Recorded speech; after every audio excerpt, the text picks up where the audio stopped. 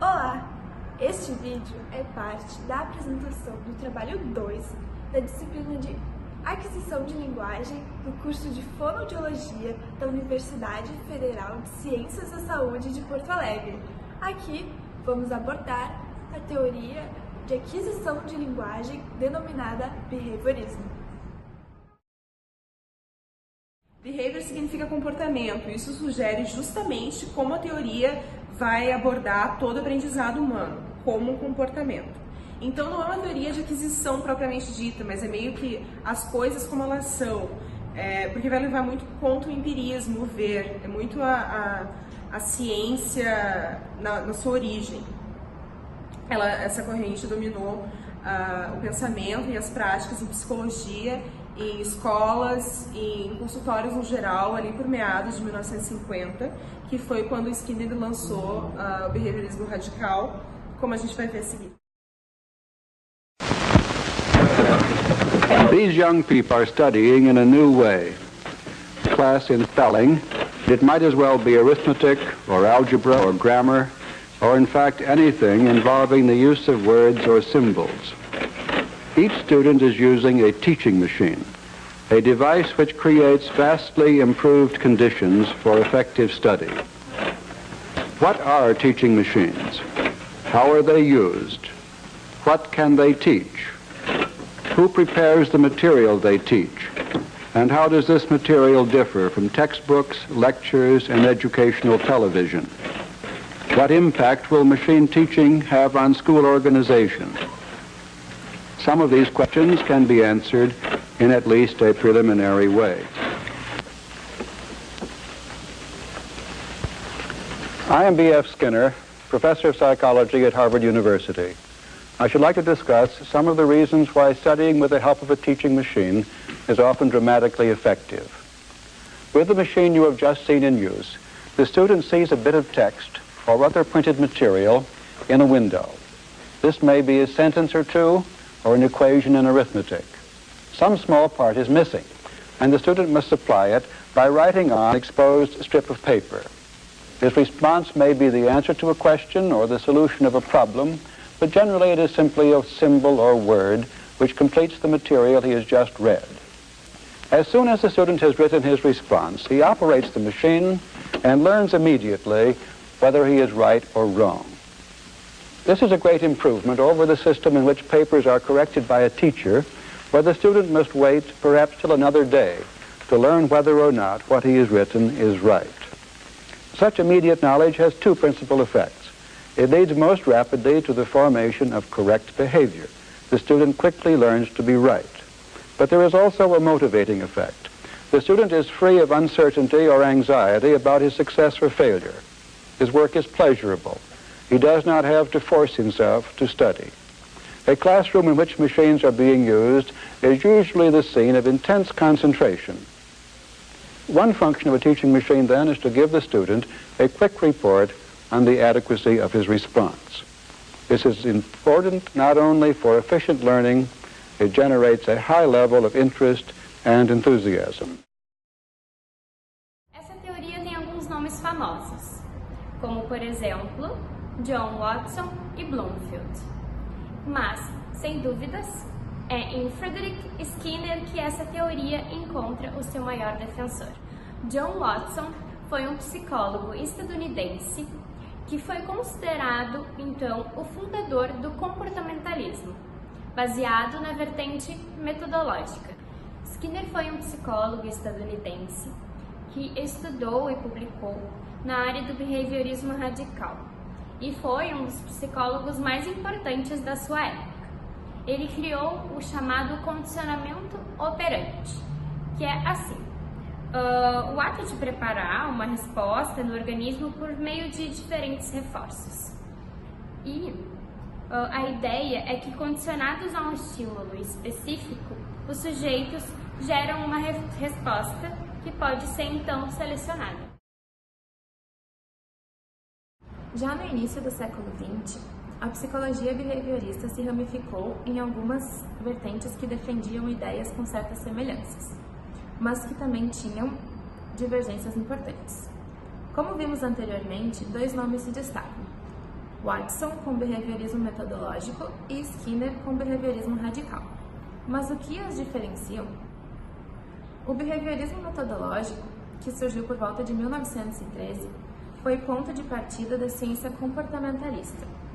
Seu fundador, Watson, estava interessado em estudar comportamentos reflexos e considerava que coisas como pensamentos e emoções não deveriam ser estudadas pela psicologia, pois eram fenômenos que não podiam ser observados.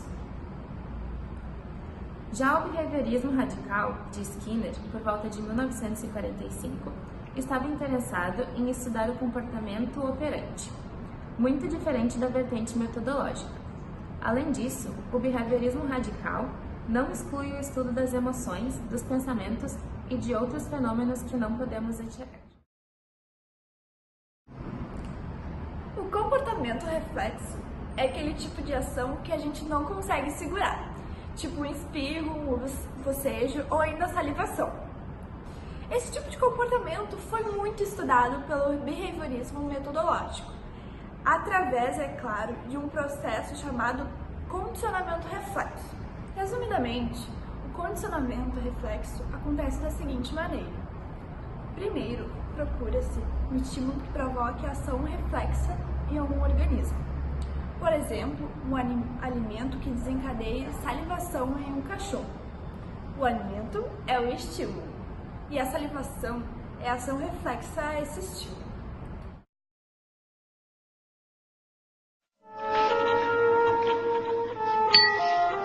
Pavlov's aim was to discover what caused saliva to flow. He rerouted the salivary ducts to the outside of his dog's cheek so that he could collect and measure the spittle.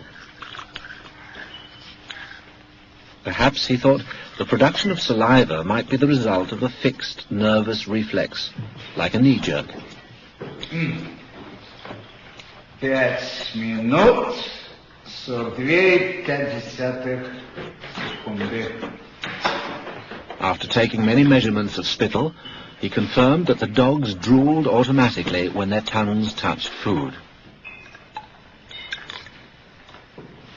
He called the response the salivation reflex. 4,5. Хорошая собачка. Я предлагаю поменять собаку. But his work started to run into trouble. As his dogs became familiar with the experimental routine, they started to fill their cheek tubes before Pavlov had a chance to stimulate their tongues. The dogs were learning to anticipate food. Pavlov tried a new technique. He erected screens so that the dogs couldn't see what was going on. Before passing meat through the hatch, he introduced a stimulus that was totally unrelated to feeding. A ticking metronome.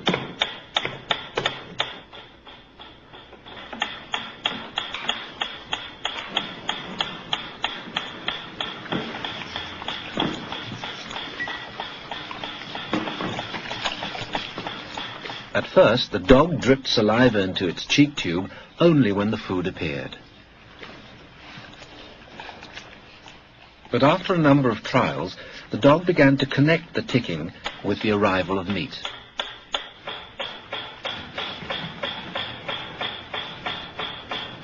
Soon the sound alone made the dog drool. Eventually, the dog salivated as much to the ticking itself as it did originally to the presentation of food. Полная. Идите сюда. Что я говорил? He called this new response the conditioned reflex. Собака.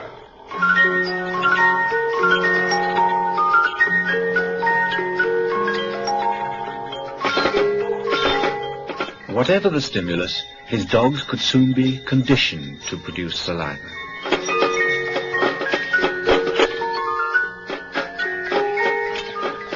Pavlov believed that he had discovered how animals learned, even in the wild. Em seguida, procuramos um estímulo neutro, que não desencadeie nenhum tipo de reação ao cachorro. Se toda vez que a gente oferecer o alimento, a gente tocar o sino, Com o passar do tempo, ao escutar o sino, o cachorro vai salivar também. O som do sino, que antes era um estímulo neutro, passou a ser um estímulo condicionado, ou seja, um estímulo capaz de desencadear aquele comportamento de salivação que antes só era desencadeado pela comida. Esse é o tipo de condicionamento estudado pelo behaviorismo metodológico. O condicionamento operante, que passou a ser estudado por Skinner no behaviorismo radical, é muito diferente desse último. No condicionamento operante, primeiramente, o organismo emite um comportamento. Então, por exemplo, a pessoa está numa festa e por acaso conta uma piada, as outras acham engraçado. A probabilidade desse contador de piadas repetir, contar outras piadas em situações semelhantes é grande. Por quê? Porque a consequência gerada pelo comportamento de contar a piada foi uma consequência reforçadora. E sempre que há essa consequência reforçadora, as chances desse comportamento se repetir aumentam.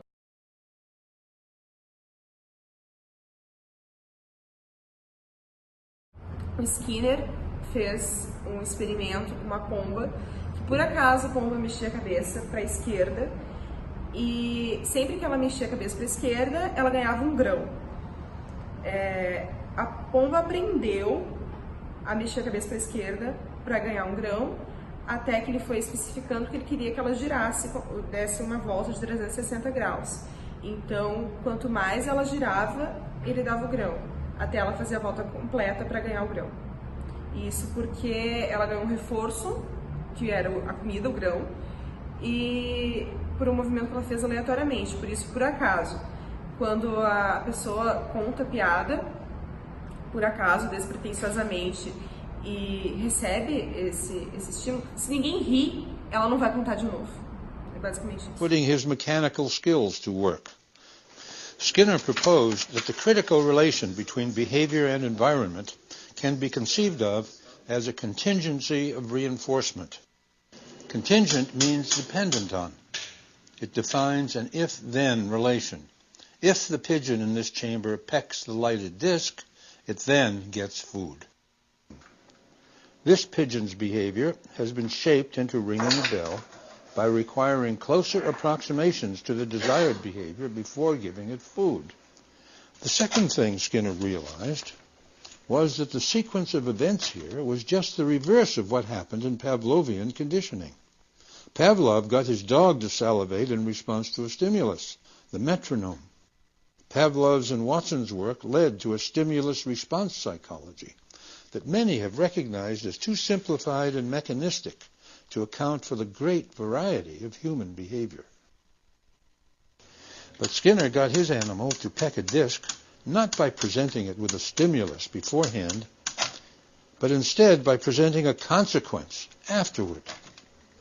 The important event here was the food that came after the animal pecked the disc.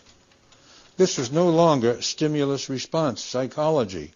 If anything, it was response-stimulus psychology. Embora aqui no behaviorismo radical Skinner leve em consideração pensamentos e emoções, ele considera pensamentos e emoções um comportamento, e ele estudou dessa forma. Então, para ele, pensamentos e emoções precisam ser explicados, precisam ser justificados, e não podem ser explicações. E é justamente o que ele fala no trecho a seguir. Imagine how difficult it is going to be for the individual selection by consequences of operant behavior, or the other evolution of cultures and the other kinds of selection which take over the role of a creative self or mind. So far as I'm concerned, cognitive science is the creationism of psychology. It is an effort to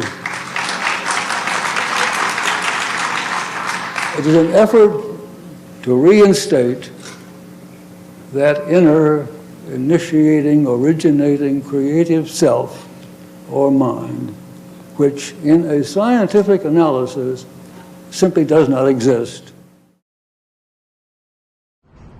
cadeia de estímulos-resposta-reforço trabalha que através de recompensas e punições é possível então modelar o comportamento do ser. Para isso, deve-se entender que comportamentos que são recompensados geram reforços positivos e podem então se repetir.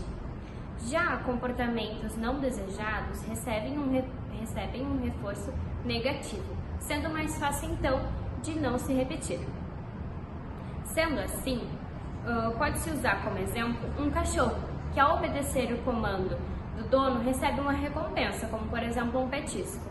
Já se o cachorro realiza uma ação negativa, indesejável, ele recebe então uma punição, o que fará com que seja mais difícil de ele repetir tal ação negativa. A teoria behaviorista de linguagem parte do pressuposto de que o processo de aprendizagem consiste numa cadeia de estímulo, resposta e reforço, como explicado anteriormente. O ambiente fornece os estímulos, neste caso estímulos linguísticos, e a criança fornece as respostas, tanto pela compreensão quanto pela produção linguística. A criança, por essa teoria, durante o processo de aquisição linguística, é recompensada ou reforçada na sua produção pelos adultos que a rodeiam. Em termos diretos, a aquisição de linguagem de uma criança se dá mediante a experiência que essa criança tem com a língua. Variáveis múltiplas se encaixam aqui, como a quantidade de material linguístico com o qual a criança está exposta, a qualidade desse material, o reforço recebido, entre outros. Nesse sentido, podemos falar sobre input linguístico, dados de entrada que contêm estímulo e reforço, e também sobre output, dados de saída que contêm as respostas. É importante relembrar que o caminho feito pelo input é ignorado pelos behavioristas. O importante é o empírico, o observável e o comportamental. Para Skinner, os seres humanos são organismos vazios, ou seja, para ele não há nada dentro de nós que possa ser invocado para explicar o comportamento em termos científicos. E tudo para ele é um comportamento, tudo é aprendido, inclusive a linguagem.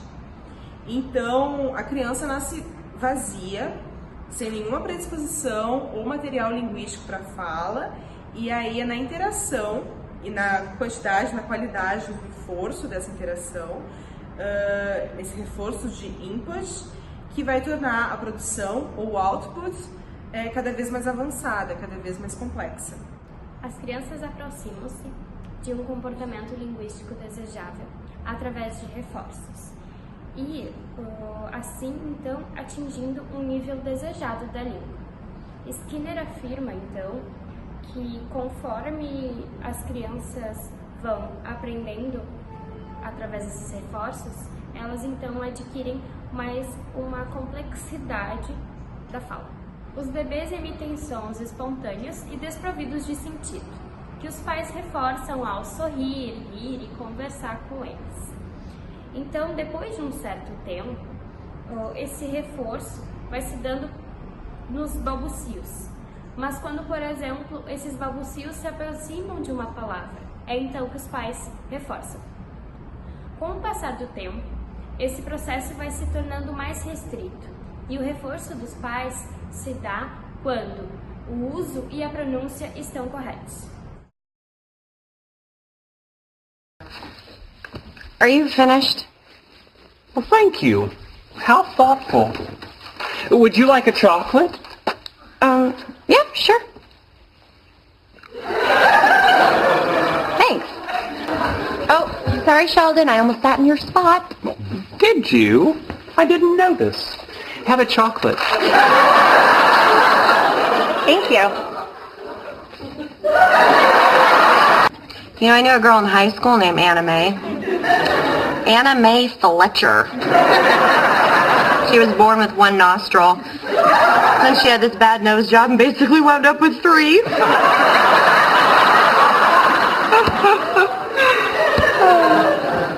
You're here a lot now. Oh, am I talking too much? I'm sorry. Zip. Thank you. Chocolate? Yes, please. Oh, hey, Kim.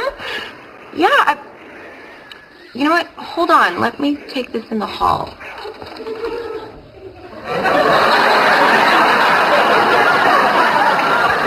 Okay. I know what you're doing. Really? Yes. You're using chocolates as positive reinforcement for what you consider correct behavior. Very good. Chocolate? No,